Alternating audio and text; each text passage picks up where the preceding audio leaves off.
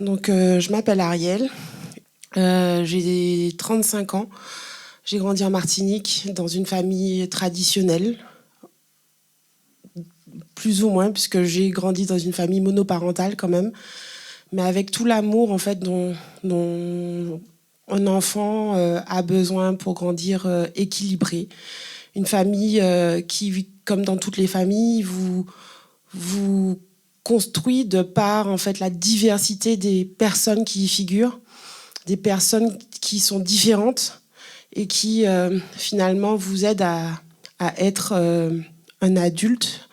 J'ai grandi avec une grand-mère qui m'a tout donné, vraiment, dans la mesure où elle m'a donné accès à la foi, accès à l'amour, l'amour qui, la foi finalement, la religion finalement qui ne se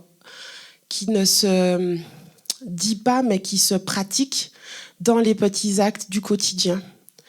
Mais j'ai eu accès aussi à, comment dire, une connaissance scolaire qui m'a permis de faire des études et qui m'ont fait me questionner grandement sur tout ce qui était religion, tout ce qui était spiritualité, et je me suis écartée de toutes ces considérations que je considérais réservées aux personnes qui ont besoin de ça. En fait, moi, j'avais pas besoin de ça puisque j'avais déjà beaucoup de choses. J'aspirais à l'ambition. Je viens d'une île qui pour moi, est terre de métissage et nous donne aussi une visibilité, un accès au monde que j'avais envie de conquérir quelque part. Et je n'avais pas besoin de ces dogmes qui, pour moi, étaient des clivages limite castrateurs, entre guillemets, parce que, voilà, pour moi, c'était... Donc j'ai mis la religion de côté, mais je pratiquais quand j'avais mes examens quand même, une petite neuvaine, une petite prière pour si jamais, Seigneur, il y a quelque chose, si tu es là, fais tomber quelque chose pour moi. Et voilà, forte de tout cela, je grandis, je vais à Medjugorje un jour, parce qu'en fait, je voulais en fait en finir avec ces questions de la religion. Je voulais en finir avec ces questions, parce que je voyais des amis à moi qui devenaient prêtres. Et je leur disais, mais attendez, mais on peut pas être prêtre en l'an 2000, quoi. Enfin, les gars, enfin, c'est pas possible. La Vierge Marie, ça n'existe pas. Réveillez-vous. C'est quelque chose qu'on a créé pour contrôler la masse, contrôler les sociétés. Et votre Dieu, c'est trop, là. Et un frère m'a dit, si tu as des a priori, tu as des préjugés, j'ai une connaissance que tu n'as pas. Toi, tu parles de ce que tu ne connais pas. Moi, j'ai vécu quelque chose de réel. Si tu veux, en fait, avoir des réponses, prends un billet, va à Medjugorje, la Vierge y apparaît toujours, et reviens, on va discuter. Par orgueil, je suis donc partie à Medjugorje pour prouver à tout le monde et me prouver à moi-même que c'était des questions inutiles. Je suis partie à Medjugorje et j'ai eu ma conversion, ma rencontre personnelle qui a fracassé ma vie, dans le sens où le Seigneur m'a montré clairement que, enfin après, mais il m'a montré que j'avais construit ma vie de mes propres mains, que je n'étais rien finalement, lui qui est créateur, et que aujourd'hui, est-ce que je suis prête à lui donner les clés et les commandes en fait de ma vie? Le Seigneur m'a clairement dit lors de cette rencontre que j'ai eue dans un confessionnal, je t'ai donné 5 talents, qu'en as-tu fait? Et je vous dis ça, je suis encore... et j'ai vu ma vie défiler, où le Seigneur me montrait que j'ai eu beaucoup de chance dans ma vie, beaucoup de choses qui se sont passées. J'ai eu beaucoup de souffrances, c'est vrai, beaucoup de moments de solitude pour diverses raisons, mais j'ai eu beaucoup de chance. Et que toutes ces choses-là, c'était lui qui avait mis sur mon chemin. Mais moi, au lieu de me dire, merci Seigneur, je me disais, c'est moi. C'est parce que je suis intelligente, c'est parce que je suis sympathique, c'est parce que j'ai de la chance, c'est parce que j'ai des parents qui ont des moyens. Et en fait, le Seigneur me disait, si demain je te reprenais tout ça, qu'aurais-tu fait? Et je me suis rendu compte que je me suis créé cette espèce de carapace du monde, cette espèce de recette du bonheur, en fait, qui n'en était pas une. Donc, à l'issue de cette retraite au Festival des Jeunes de Medjugorje, je reviens en France, choquée. J'ai même été voir un psychologue parce que je pensais que je m'étais fait retourner le cerveau, en fait, et que je devais avoir des blessures, des problèmes personnels qui font que je tombe dans la religion, quoi. Et le Seigneur, en fait, quand on fait une alliance avec lui, en fait, ça devient quelque chose de concret et quelque chose de tous les jours. Et il vous montre, parce que c'est une relation de personne à personne. Il vous montre chaque jour des petites choses qui entretiennent cette relation. Et c'est ce qui s'est passé, où le Seigneur m'a clairement dit, finalement, tu as appelé à une vocation, mais tu ne peux pas construire, en fait, dans cette situation de vie que tu t'es construite. Il va falloir tout casser. Veux-tu vivre la chasteté? Première question. Donc moi, je voulais prendre le corps du Christ. J'ai vécu, et je vous invite à partir à Medjugorje pour le vivre, mais des choses qui étaient très fortes et qui m'ont montré que je ne pouvais pas retourner dans le monde sans le Christ. Et donc du coup, j'ai décidé de vivre la chasteté, pas l'abstinence, la chasteté dans toute sa globalité, dans ce que ça représente. C'est un chemin de guérison pour moi, parce que je pense que l'énergie finalement sexuelle, c'est l'énergie la plus puissante, c'est l'énergie qui peut donner la vie. Et quand celle-ci, elle est contrôlée et qu'elle est mise au service de Dieu, celle-ci, finalement, peut produire des guérisons particulières. Et ça a commencé comme ça. Ensuite, le Seigneur m'a dit, maintenant, on va nettoyer le temple. Donc, je fumais. J'étais pas une grosse fumeuse, mais je fumais. Et une fois, en allant à la messe, je dis au Seigneur, mais Seigneur, je ne t'entends pas, etc. Et là, j'ai entendu... Alors, c'est pas le corona, mais c'est le Seigneur qui me parlait et qui me disait, mais comment veux-tu m'entendre si chaque fois que je te parle, tu m'embrumes? Et c'est comme si l'Esprit Saint toussait.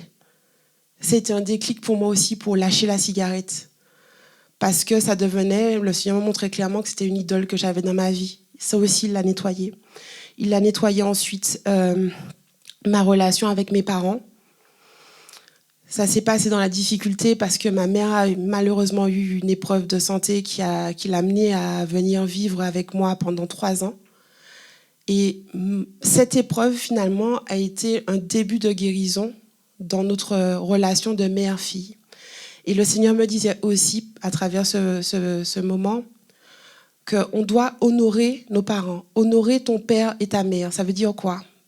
Ça veut dire, que tu le veuilles ou non, ton code génétique, ton ADN, tout ce que tu veux, même si c'est les pires parents du monde, c'est eux qui t'ont donné ça. Donc rien que pour ça, on doit les honorer. Mais honorer, parce que le Seigneur m'a montré qu'en fait, il ne donne pas des commandements pour nous asservir, il nous donne des commandements pour qu'on puisse grandir.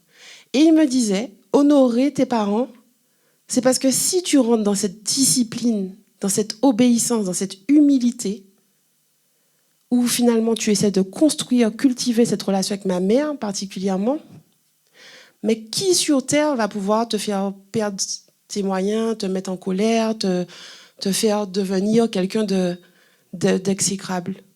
Si je mets cette personne à côté de toi, si je t'ai donné cette maman-là, ce papa-là, ces frères, etc., c'est parce que je sais que ces personnes-là, si tu les accueilles, les acceptes dans leurs différences, vont être des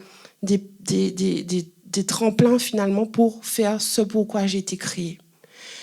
Et donc tout ce que je vous raconte là, c'est 3, 4 ans, 5 ans qui se sont écoulés, et de guérison vraiment, et de construction de ma relation personnelle avec le Seigneur, où j'ai dû mourir à moi-même, m'arracher des fois. Je disais au Seigneur, Seigneur, mais tu me demandes trop là, c'est trop. Couper des relations, couper des idoles aussi. Et ensuite, il a fallu faire un choix à un moment donné de ma vie où j'étais amie avec mon époux aujourd'hui, mais on se connaît depuis 20 ans, et qui était ce frère de cheminement finalement dans cette saison qu'est le célibat. Et nos situations n'étaient pas propices à justement rentrer dans une vocation. Et des sentiments sont arrivés. Moi, j'étais célibataire, mais visiblement pas suffisamment prête selon le Seigneur. Il a fallu couper cette relation-là. Et c'était un moment qui était très difficile, parce que c'était mon ami de longue date, d'avant la religion, de conversion, de tout ce qu'on veut. C'était mon ami, c'était mon frère, c'était peut-être trop mon tout, finalement. Et le Seigneur nous a demandé à un moment donné de couper cette relation. Et là vient aussi la communauté. Donc je ne sais pas si vous voyez tout ce que je vous ai dit, les parents, le temple qu'on doit cultiver, mais aussi la communauté, les frères qui sont là pour vous dire et vous donner, si vous l'acceptez, parce que Dieu nous aime libres, là, il faut lâcher.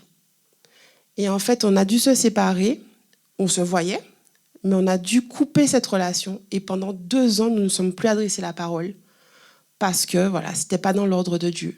Dieu est un Dieu d'ordre, et son ordre est parfait. Et si Dieu a un plan pour nous, il ne peut pas nous donner un plan imparfait. Et moi, je ne voulais pas le plan D, G du Seigneur pour ma vie. Je voulais le plan A du Seigneur pour ma vie.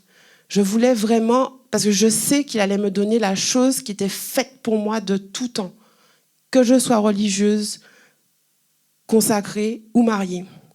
Et quand j'ai enfin, après tant d'années, réussi à lâcher prise, la situation de mon époux, du coup, s'est éclaircie. Il a eu la nullité de son mariage devant l'Église, la nullité aussi devant la société. Et finalement, nous avons cheminé pour savoir si nous étions faits et appelés à être fiancés. Puis nous nous sommes mariés. Mais la moralité, finalement, de ce que je garde de ces 5 années qui se sont écoulées, c'est ce que je disais la dernière fois quand je témoignais, c'est que le monde va nous vendre des méthodes, notre esprit va nous vendre des méthodes, nos amis, nos familles vont nous vendre des méthodes, mais c'est Dieu seul qui nous a créés, c'est Dieu seul qui nous a voulu. Et donc c'est Dieu seul qui sait finalement ce qui est bon pour nous, mais comme il est poli, il ne parlera jamais plus fort que nous. Et donc, du coup, les contes de fées n'existent pas. Mais je crois que ma vie et les gens qui me connaissent peuvent dire que les contes de Dieu existent. Et à nous, en fait, de les saisir et de poser les actes sacrificiels qu'il faut peut-être, mais qui, de toute façon, seront toujours salvateurs pour nous et aussi pour les âmes pour lesquelles nous serons appelés à témoigner demain.